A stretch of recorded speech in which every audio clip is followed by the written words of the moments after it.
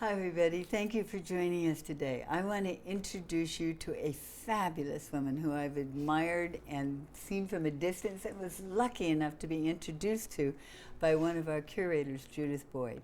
This is Debra Rapoport.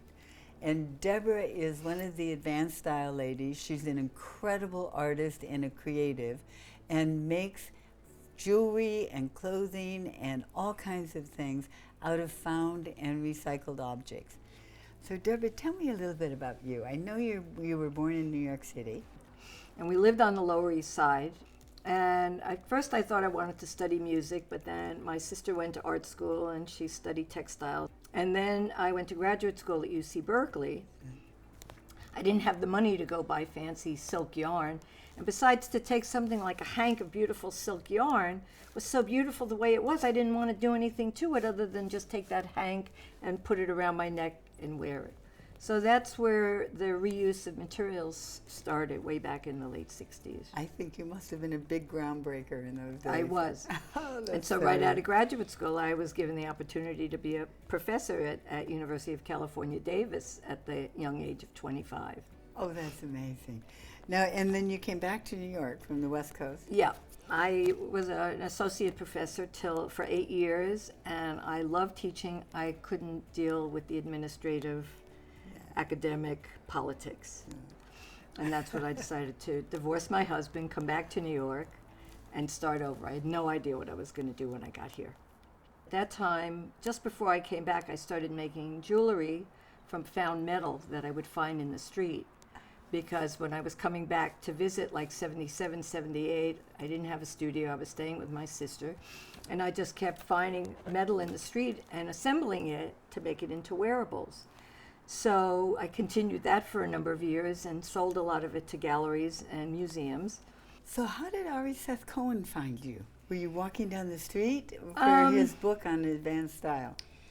Well, I had walked into the new museum on the Bowery. And it was a rainy day, and I checked my umbrella and my raincoat at the check. And I had short magenta pink hair. And he was managing the bookstore there. So he ran up to me and he said, Oh, I take photographs of women over 60. Can I take your picture? And I said, how do you know I'm over 60? And then he said, oh, but I forgot my camera. So he borrowed. There were cell phones even then. He borrowed a friend's cell phone and took a few shots. And I whipped out my business card and I said, well, come on over, Ari. I'll dress up, I'll undress, and I'll even make you a vegetarian lunch. So I didn't hear from him for 5 days, so I picked up the phone and I called him. And he came over and he photographed me dressing up. He photographed my artwork. He photographed me in the kitchen. We had lunch, and the rest is history. I've heard about your ABCs. Mm-hmm. Would you tell us what ABCs stand for? Yeah. So my ABCs stand for assembling, building, and constructing. Because that's what I'm doing with color, texture, and layering, and using the body as my armature to create living sculpture.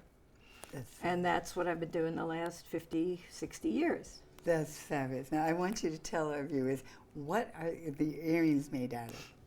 Okay, so the earrings are the cardboard roll from toilet paper. And I've been using that for about 10 years for cuffs and things like that. I've even made hats out of them. But there was a big ring show that my friend Helen Drutt was curating, and she asked me to make 2 rings. And being a person who makes wearable stuff, but I'm not a jeweler per se, I wasn't going to make a ring out of silver and a stone. And everything happens just organically. It's a process of play. I don't have any preconceived notions. The materials talk to me and guide me and tell me, how can we have this intimate relationship? You've always had this creative. Are you able to pass this knowledge on to people? Do you have any people that are studying with you or that are learning your techniques? Because this is quite unusual and they're fabulous. Well, even a lot of my students from the 70s from the University of California are out there producing and doing beautiful things. I teach at Mad Museum of Arts and Design. I teach at the Neue Gallery. So there are a lot of opportunities to keep teaching and spreading the wealth. But also on the streets of New York, you're walking around and Ari once said to me a bunch of years ago, I think it's time you should do e-commerce. And I said, you know what, Ari? I don't know. I think I'm going to stick with me-commerce and just walk the streets and let people see what it is I do. And if they're interested, they can come to the studio, they can come to a class, whatever works. And so that's basically what I still do. And I pick people up, because New York is a networking town and everything happens through networking. Well, would you take me into your studio Sure. and show me around a little bit? Because Yeah. I'd love to see some of your work. Deborah, what is this? This is fabulous. Just another neck piece. I love it. What's it made out of? Oh, this is gorgeous. It's found ping pong balls that I painted, and then some corks and some egg crates and some paper tags. And, it's just part of this whole room, the cabinet de curiosité. Oh, I love it. I could wear this almost anywhere. Yeah, and it's lightweight, so it's easy. Oh, it's incredible. So should we put a hat on you to see how that works? Oh, yes, please. Okay, so this is a repurposed hat. It was a felt hat, and then I altered it and added some parts to it. Fabulous. Okay, so there you go. Deborah, I have had so much fun in your studio. I can't stand it. This is what Deborah put on me, and I am so excited about it. I think it's absolutely fabulous. Now tell me a little bit about what is it? Well, I often make neck pieces, and I say they're either boas, bibs, or breastplates, because those are forms that make a statement. I'm not into little ditzy jewelry. So that actually was meant to be a bodice, but I love it better as a neck piece. And again, it's just the cardboard from the toilet paper rolls and sprayed silver. It was inspired by a piece that I saw online from the Metropolitan Museum that was made from silver, a silver bodice. And the hat, as all my hats are, most of my hats are made from paper towels.